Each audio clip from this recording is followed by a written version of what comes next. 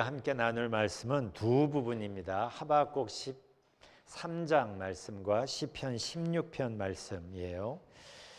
자, 하박국 3장 17절부터 19절까지 사실 우리가 지난주에도 읽었지만 다시 읽겠습니다. 시작.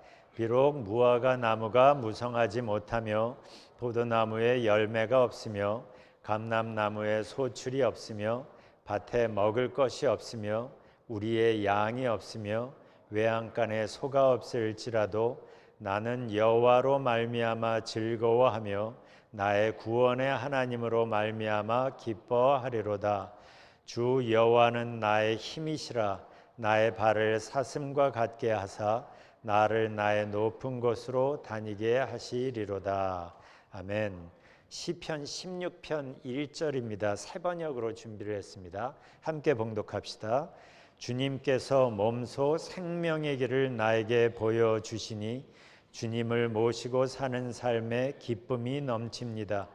주님께서 내 오른쪽에 계시니 이 큰 즐거움이 영원토록 이어질 것입니다.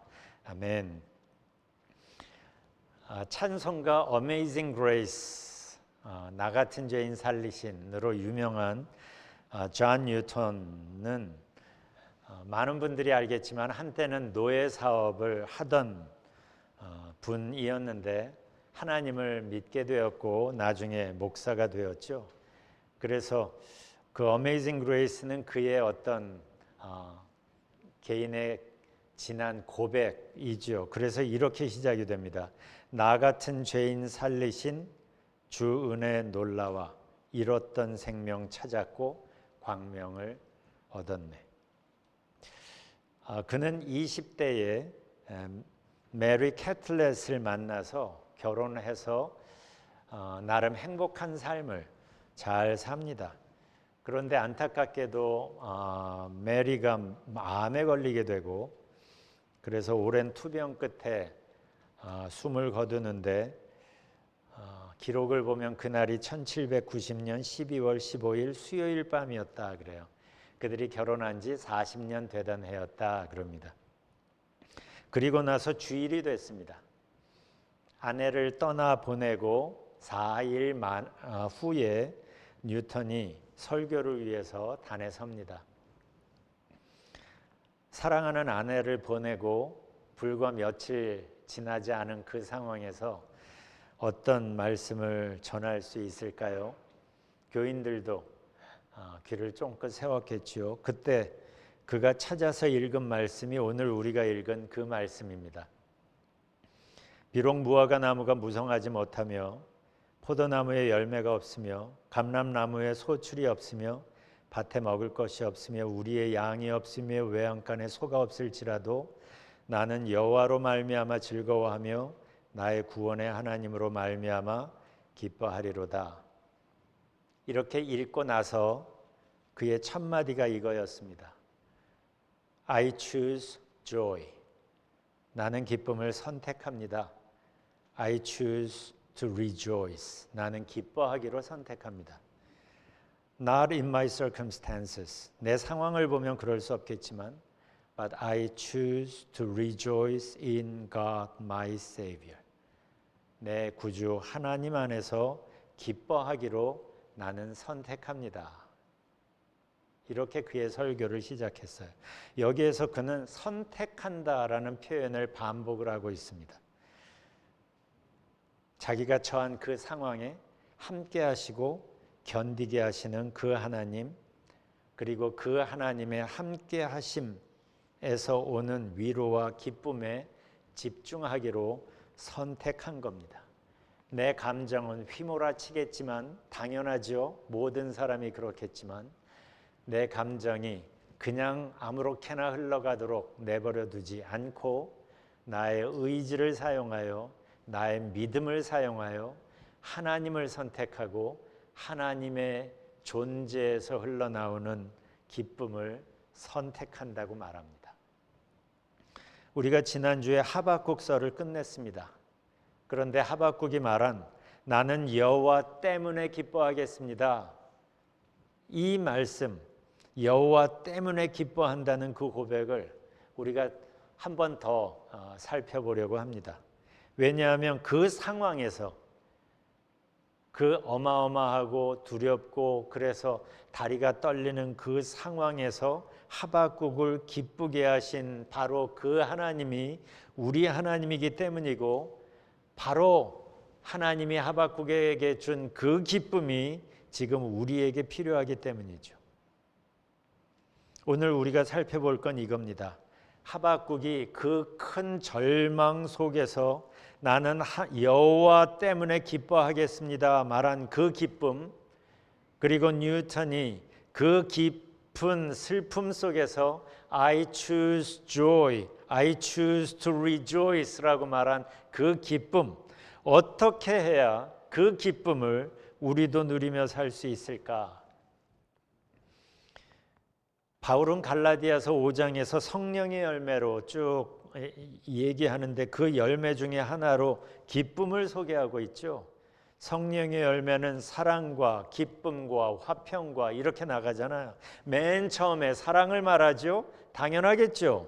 사랑 바로 다음에 기쁨을 말하고 이어서 화평, 평화를 말합니다. 사랑은 하나님의 대표적인 성품이죠. 그리고 기쁨과 평화 또한 하나님에게서 흘러나오는 아름다운 영향력이기 때문이죠.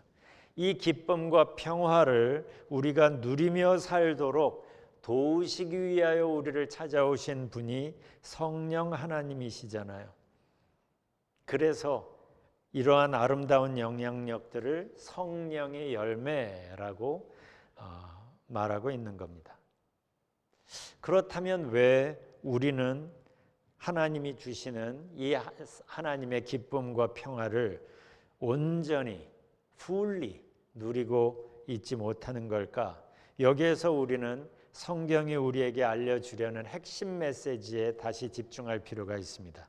이 부분은 워낙 중요하기 때문에 워낙 많이 강조를 해서 여러분들이 많이 들어봤을 내용이지만, 그러나 한 번 더 아는 내용을 점검한다기보다 그 아는 내용, 내가 들어온 내용이 내 마음속에 나의 삶 속에 얼마나 녹아 들어가고 있는가를 생각하며 한번 나누었으면 좋겠어요.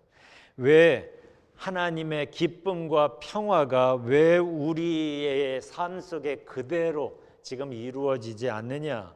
그 가장 중요한 이유는 하나님과 우리 사이의 관계가 끊어졌기 때문이고, 그 관계를 끊은 것이 바로 죄 때문이라고 성경은 강조해서 반복해서 이야기하죠. 이게 성경이 죄를 자주 언급하는 이유입니다. 우리가 죄인임을 비난하려는 게 아니라 죄 때문에 그 죄의 결과로 하나님과 우리 사이의 관계가 끊어졌다는 걸 알려주려고, 그래서 하나님에게서 공급되어야 하는, 그래서 우리가 받아야 하는 그 모든 아름다운 것들을 우리가 놓치고 있다는 사실을 알려주려고, 포인트가 여기에 있어요. 우리가 단절된 관계 때문에 우리가 지금 미스하고 있는 게 무엇인지를 이야기하려고 먼저 죄 얘기부터 꺼내는 겁니다. 그런데 그래서 성경이 우리가 죄인이라고 말하는데, 그런데 성경이 이야기하는 또 중요한 메시지가 이거죠. 우리가 죄인인데도 불구하고 하나님이 우리를 여전히 사랑하신다는 것, 여전히 우리를 포기하지 못하시는 것. 죄인이면 하나님의 공의로운 심판의 대상이어야 하는데, 심판받아 마땅한 그들을 포기하지 못해서 하나님께서 여전히 우리에게 사랑하는 마음으로 다가오신다는 거죠. 그래서 하나님이 뭘 하셨냐? 죄 때문에 끊어진 우리와 하나님 사이의 그 관계를 회복시키시려고, 그래서 우리가 하나님과 다시 연결되게 하시려고, 하나님께 다시 그래서 나아갈 수 있게 하시려고, 그래서 하나님이 준비한 모든 아름다운 것들을 우리가 맛볼 수 있게 하시려고 그 길을 제시하시는데, 그 길을 성경적인 언어로 보면 그걸 언약이라고 합니다. 성경이 옛 언약과 새 언약, 구약과 신약으로 구성되어 있다는 얘기는 많이 들어봤을 겁니다. 옛 언약, 구약의 핵심은 율법을 지킴으로 하나님과 다시 연결되는 방식이에요. 그런데 우리가 다 아는 것처럼 사람들이 율법을 제대로 지키지 않으니까 율법이 언약의 기능을 제대로 하지를 못한 거죠. 그래서 율법을 준수함으로 하나님 앞에 나아가는 게 이게 안 되게 된 거예요. 그런데 그래도 하나님은 우리를 포기하지 못하시는 거예요. 그래서 훨씬 더 새롭고 획기적인 방식을 우리에게 제시하시는데 그게 새 언약이죠. 예수를 믿음으로 하나님께 나아가는, 예수를 통해 하나님과 연결되는 방식이에요. 이게 신약이죠. 새 언약이라는 거예요. 그래서 요한복음 1장 12절에서 이렇게 말하죠. 영접하는 자, 곧 그 이름을 믿는 자들에게는 하나님의 자녀가 되는 권세를 주셨으니, 전에는 죄인이었는데, 전에는 심판의 대상이었는데 예수를 믿는 것으로 하나님의 자녀가 되는 권세를, 자격을 주셨다는 거예요. 이렇게 예수님을 믿음으로 하나님과 다시 연결되는 것을 구원이라는 거예요. 그래서 구원 받았냐? 그 얘기는 죽어서 천국 간다, 이 얘기보다 훨씬 더 중요하죠. 내가 하나님과 연결된 사람이 되었고, 그렇기 때문에 이 땅을 살아갈 때 하나님의 아름다운 영향력을 받으며 하나님과 동행할 수 있는 사람이 되었다는 거예요. 이게 구원받은 사람의 특권인 겁니다. 이렇게 하나님과 연결이 되면 하나님의 기쁨과 평강뿐만 아니라 하나님께서 우리에게 주시려고 준비하신 그 모든 아름다운 것들을 그것들이 우리에게 공급되기 시작을 하는데, 그 하나님이 준비하신 아름다운 것들을 구약에서는 복이라고 표현을 하고, 예수님은 그것을 영생 혹은 풍성한 삶이라고 표현하고 계시는 겁니다. 그 내용은 같아요. 하나님이 우리에게 주시려고 준비하신 아름다운 것들. 근데 여기서 우리가 알아야 할 게 있어요. 하나님이 주시는 복 혹은 영생은 우리에게 어느 순간 던져지듯이 주어지는 어떤 것이 아니라는 거예요. 하나님과의 이어진 관계를 통해서 지속적으로 공급되는 하나님의 영향력이라는 점이에요. 이걸 우리가 잘 이해를 해야 합니다. 성경은 그래서 시편 1편에서 혹은 예레미야 17장에서 하나의 그림으로 이것을 우리에게 보여주는데, 그게 시냇가에 심겨진 나무예요. 우리가 지난주에도 나누었지만 다시 우리가 보려고 합니다. 시냇가에 심겨진 나무의 모습과 특성입니다. 같이 읽겠습니다. 시작. 그는 물가에 심은 나무 같아서 든든한 뿌리가 물가로 뻗어 있으니 날이 뜨거워도 두려울 것이 없고 그 잎사귀가 늘 푸르다. 비가 오지 않아도 걱정할 것이 없으며 언제나 열매를 맺는다. 자, 이 나무가 날이 뜨거워도 그리고 비가 오지 않아도 걱정하지 않는 이유는 그 뿌리가 물가와 연결되어 있기 때문이죠. 그래서 이 나무에게 필요한 모든 것들을 그 물가와 연결된 뿌리를 통하여서 공급받기 때문에 걱정할 일이 없는 거예요. 여기에서 중요한 게 이 연결됨이죠. 연결됨이 이 나무의 힘이고 이 나무의 독특함인 것처럼 이렇게 하나님과 연결된 사람, 그래서 하나님과 함께 살아가는 사람을 복 있는 사람이라고 말하는 거예요. 하나님을 아는 사람이 아니라 하나님과 연결된 사람. 그러니까 하나님을 믿는다는 것은 하나님이 어떠한 분인지에 대해 파악했다는 게 아니라 믿음을 통하여 연결되었다는 거예요. 믿음은 연결을 말합니다. 그렇다면 한번 살펴보세요. 나는 하나님과 연결되어 오늘을 함께 살아가고 있는가? 아니면 연결된 척하면서 혼자 고군분투하고 있는가? 교회는 좀 다녀서 집사니 권사니 직분은 받았는데 솔직히는 하나님과 연결은 되지 않아서 무슨 일이 있을 때마다 고아처럼 혼자 해결하느라고 힘들어하지는 않습니까? 하나님을 믿는다는 것은 믿음을 통해 하나님과 연결되었다는 거예요. 하나님을 믿음을 통해서라는 말은 하나님을 믿는 그 전제 조건으로 우리에게 필요한 것은 아무것도 없습니다. 그걸 이야기하는 게 아까도 잠깐 소개한 탕자에 비운 거예요.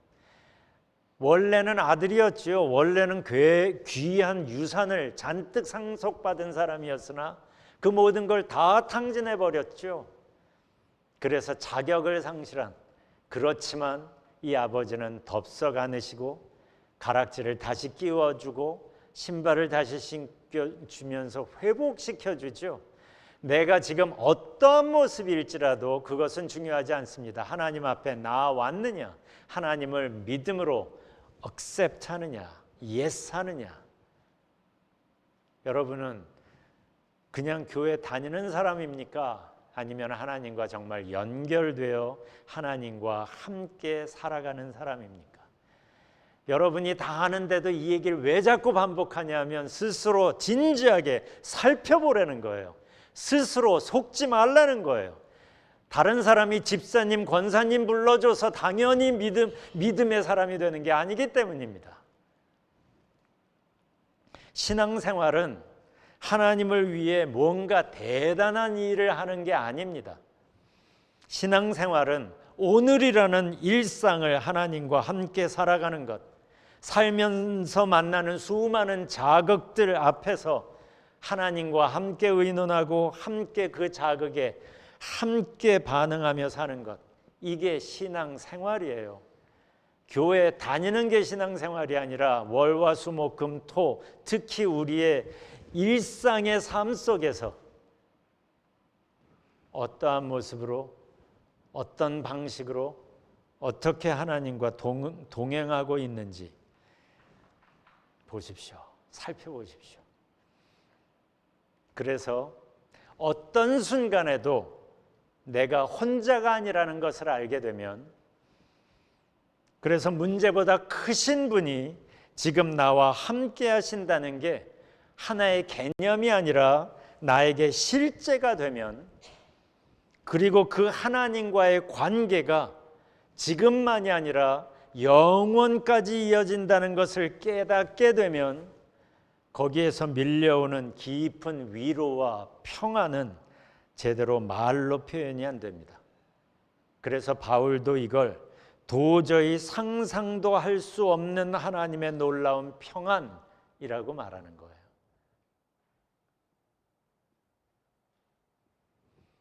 성경이 알려주는 나의 믿음이 지금 제대로 워킹을 하는가의 가장 쉬운 잣대가 이겁니다. 하나님이 주시는 하나님의 임재, 하나님과 연결됨의 결과로 경험하는 저 도저히 상상도 할 수 없는 놀라운 평안이 오늘을 사는 나의 삶 속에 있는가요?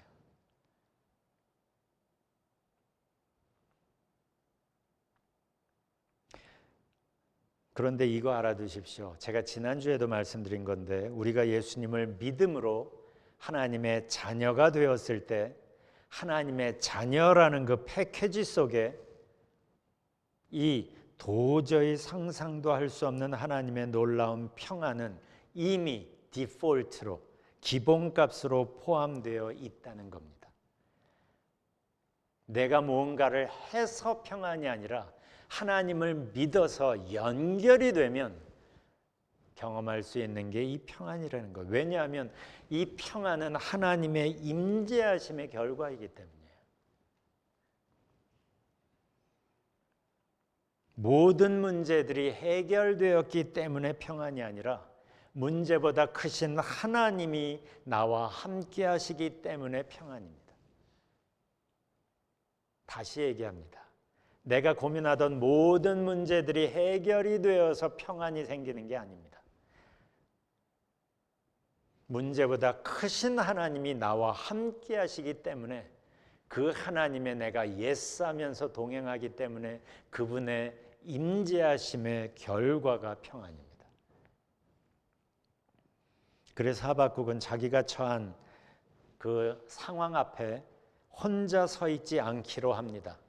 그래서 문제보다 크신 하나님께 초점 맞추면서 선포하듯 말하는 게 18절인 거예요. 나는 여호와 때문에 기뻐하겠습니다. 나를 구원하시는 하나님을 즐거워하겠습니다. 이 말씀을 NIV로 보면 이렇습니다. I will rejoice in the Lord. I will be joyful in God my Savior. 여기에 will이라는 표현이 있죠. 아시죠? 이게 의지의 표현이라는 것. 상황은 기뻐할 만한 상황은 아닙니다. 그렇지만 자기가 혼자가 아니기 때문에 하나님께서 함께 하시기 때문에 그분이 어떤 분이신지 내가 알기 때문에 믿음을 사용하여 그분 안에서 기뻐하기로 선택하는 거예요. 저게 I will rejoice in the Lord. I will be joyful in God my Savior. 이게 존 뉴턴이 했던 그 설교의 첫 마디인 겁니다. I choose joy. 나는 기쁨을 선택합니다. Not in my circumstances. 내 상황을 본다면 그럴 수는 없겠지만 But I choose to rejoice in God my Savior. 내 구주 하나님 안에서 기뻐하기로 나는 선택합니다. 기쁨의 감정이 몰려와서 감격적으로 그렇게 말하는 게 아니라 하나님께 초점 맞추면서 문제보다 크신 하나님 앞에 자기의 마음을 드러내면서 선택하기로 고백하는 거예요. 우리는 살면서 수많은 선택들을 하면서 살지요. 사실은 삶은 선택의 연속이잖아요. 근데 기억하십시오. 우리의 선택으로 우리의 마음 속에 무엇이 있는지 그리고 나의 의지가 원래 무엇인지가 표현이 됩니다. 나의 선택으로 하나님을 향한 나의 사랑과 나의 믿음이 표현이 됩니다. 여러분이 찬양하기로 선택했다면 그 찬양을 통하여 여러분의 사랑과 믿음이 표현이 될 겁니다. 그렇지만 제가 볼 때는 더 많은 나의 깊은 마음의 밑바닥과 나의 믿음의 현 주소는 우리가 살면서 결정하는 크고 작은 그 선택들 속에서 때로는 적나라하게 나의 모습이 표현이 될 겁니다. 그래서 믿음은 예배 때 표현이 되지 않아요. 나의 삶 속에서, 말 속에서, 행동 속에서, 결정 속에서 무엇을 위하여 시간을 쓰는지, 어디에 내 돈이 제일 많이 쓰여지는지 그런 것들 속에서 나의 마음과 나의 생각과 하나님을 향한 나의 사랑이 드러나게 되죠. 살다 보면 쉽지 않은 상황들을 만납니다. 다윗이 말한 사망의 음침한 골짜기, 그런 순간들을 우리는 살면서 만날 때가 많죠. 그때 혼자 서 있지 마십시오. 그때 혼자가 아니기를 바랍니다. 그러니까 당장 어떤 사망의 음침한 골짜기를 만날 때 하나님을 찾으려면 굉장히 힘듭니다. 왜요? 이미 내 마음은 저 두려움으로 가득 차 있기 때문에. 아직 살만할 때, 아직 하나님을 생각할 여유가 내 마음속에 있을 때, 이때 이 순간을 놓치지 말고 하나님을 미리 찾으십시오. 그래서 여러분이 사망의 음침한 골짜기를 만날 때 여러분이 그 앞에 혼자 서 있지 않게 되기를 바랍니다. 아무리 앞이 깜깜한 상황일지라도 하나님과 함께라면 얘기가 완전히 달라지기 때문입니다.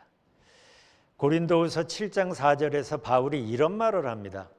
우리의 온갖 환난 가운데서도 나에게는 위로가 가득하고 기쁨이 넘칩니다. 다시요. 우리의 온갖 환난 가운데서도, 그러니까 상황은 환난인 거예요. 나에게는 위로가 가득하고 기쁨이 넘칩니다. 어떻게 이럴 수 있어요? 당연한 한 가지 이유가 있죠. 혼자가 아니었기 때문이에요. 혼자가 아니었기 때문이에요. 문제보다 크신 하나님 안에 있으면 온갖 환난 가운데서도 위로가 가득하고 기쁨이 넘치는 게 가능해지는 거예요. 이걸 우리가 다윗의 삶 속에서 볼 수가 있게 되죠. 바로 이걸 빌립보에서 이렇게 어떻게 할 수 있는지, 빌립보에서 The secret of being content, 만족할 수 있는 비결이라고 바울은 표현을 하죠. 빌립보서 4장에서. 그리고 이걸 찬송으로 표현을 한 게 내 주 예수 모신 곳이 그 어디나 하늘나라입니다. 내 주 예수 모신 곳이 그 어디나 하늘나라. 알고 보니까 장소가 중요한 게 아니었던 거예요. 상황이 중요한 게 아니었던 거예요. 예수님과 함께 있으면 그 어디나 하늘나라가 되기 때문이에요. 바로 이게 바울이 말하는 The secret of being content. 그 비밀의 핵심은 예수님과 함께입니다. 예수님과 함께. 주 안에서. 그래서 바울 서신을 읽을 때 제일 많이 등장하는 표현이 주 안에서예요. 주 안에서. 예수님 안에서, 예수님과 함께. 그러면 온갖 환난의 상황을 만난다 할지라도, 사망의 음침한 골짜기를 걷게 된다 할지라도 위로가 가득하고 기쁨이 넘칩니다. 놀랍게도 다윗도 이런 삶을 알았죠. 그래서 우리가 아까 읽은 두 번째 본문이 이겁니다. 시편 16편 11절. 아까도 읽었지만 다시 같이 읽겠습니다. 시작. 주님께서 몸소 생명의 길을 나에게 보여주시니 주님을 모시고 사는 삶에 기쁨이 넘칩니다. 주님께서 내 오른쪽에 계시니 이 큰 즐거움이 영원토록 이어질 것입니다. 이걸 보면 다윗은 꼭 신약 시대를 산 사람처럼 정말 신앙의 본질이 무엇인지를 알았고 맛보고 누리며 살았던 게 맞아요. 주님을 모시고 사는 삶에 기쁨이 넘칩니다 라고 말합니다.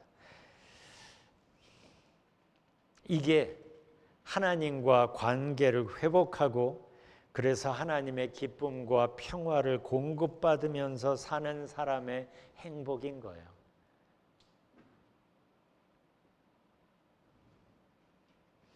더 놀라운 게 이 즐거움이 영원토록 이어진다는 거예요. 그래서 맨 마지막에 이렇게 얘기하죠. 이 큰 즐거움이 영원토록 이어질 것입니다. 자, 성경이 이 얘기를 우리에게 하는 이유가 있습니다. 이 기쁨과 평화를 만들어내시는 바로 그분께서 지금 우리와 함께 계시기 때문이죠. 그리고 우리가 바로 이 하나님께서 준비하신 이 기쁨과 평화를 우리가 맛보며 누리며 살기를 하나님께서 원하시기 때문이에요. 그래서 십자가까지 계획하시며 우리에게 다가오시는 거예요. 그래서 성경을 통하여 내가 널 사랑한다고 계속 말씀하고 계시는 거예요.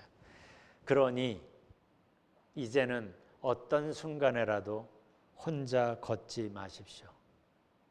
아까 첫 번째 찬양 혼자 걷지 않을 거예요. 네, 여러분이 하나님을 믿으시는 이상 여러분은 혼자 걷지 않을 겁니다.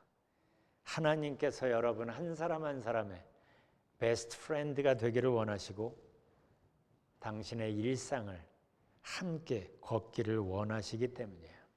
그분이 누구예요?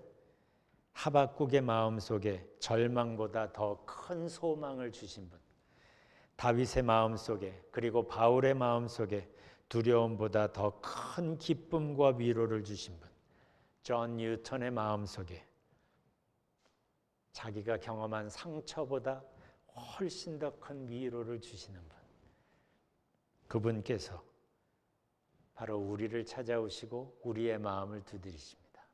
알고 보니 그분이 우리 하늘 아버지셨던 거예요.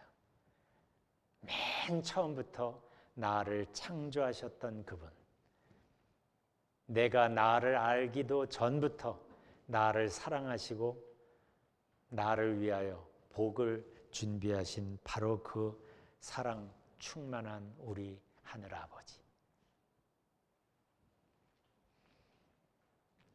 바로 그분이 우리의 마음속에 우리의 삶 속에 아름다운 변화를 만들고 싶어 하시는 거예요. 그래서 바울이 말하는 도저히 상상도 할 수 없는 하나님의 놀라운 평안을 하나님께서 우리에게 주시기를 원하시고 그 평안 때문에 행복해하고 밝아지는 그 얼굴을 하나님은 보고 싶어 하시는 거예요. 다윗이 아까 한 이 말을 다시 곱씹어 보면 좋겠습니다.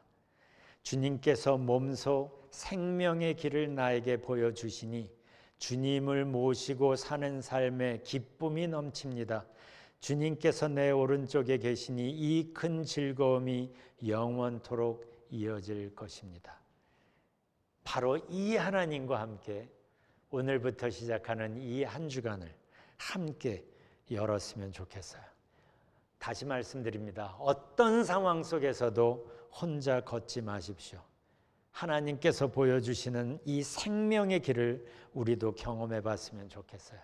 다윗에게 기쁨을 주시며 즐거워하게 하신 바로 그분이 지금 우리와 함께 하시고 우리를 떠날 마음이 없으시고 오늘부터 시작하는 순간순간을 함께 걷기를 원하시기 때문이에요.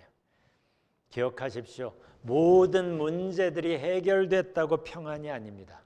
문제보다 크신 하나님이 나와 함께 하시기 때문에 평안입니다. 그 평안을 맛보고 그 평안을 나누며 살 때 우리는 평화의 도구가 되는 거예요. 그러면 나 때문에 내 아내가 행복해지고 내 자녀의 얼굴이 밝아지고 내 이웃들이 달라지는 거예요. 나 때문에. 우리가 그리스도의 대사, 앰베세더들이기 때문에 그렇습니다.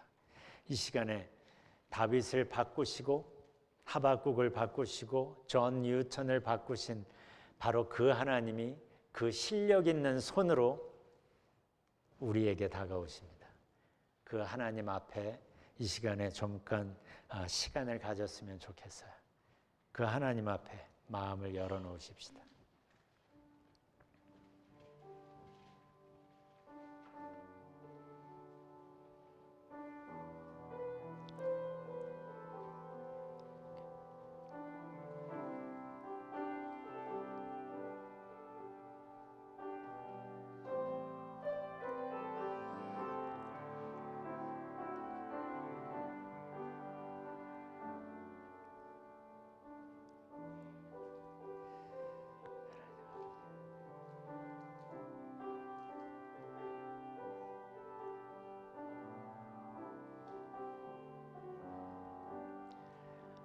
조금 더 하나님 앞에 머물러 있는 시간을 가져봅시다. 여러분이 고민하고 있는 것들 다 내려놓으세요. 문제보다 크신 하나님 앞에 온 마음으로 나아가십시오. 그 하나님 안에 키가 있습니다. 문제를 다 녹여버릴 만한 힘이 있습니다. 그 하나님이 우리 하늘아버지입니다. 그 하나님이 우리를 사랑하십니다.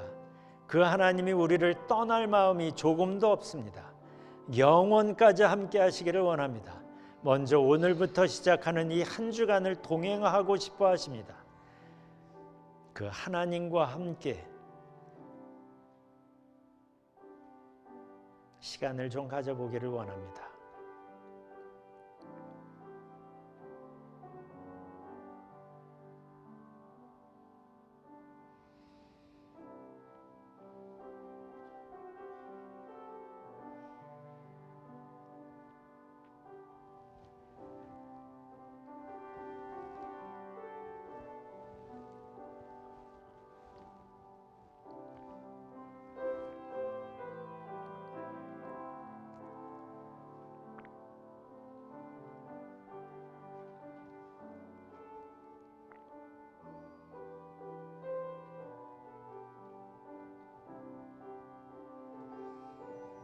우리가 죄인이었을 때부터 시작된 하나님의 사랑 감사합니다.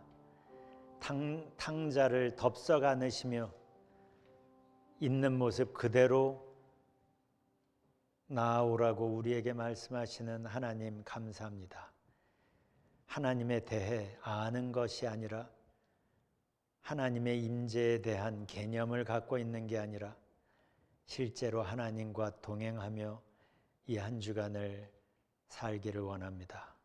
하나님, 우리가 먼저 하나님의 사랑 안에서 쉼을 경험하고 회복을 경험하고 하나님의 사랑을 맛보기를 원합니다.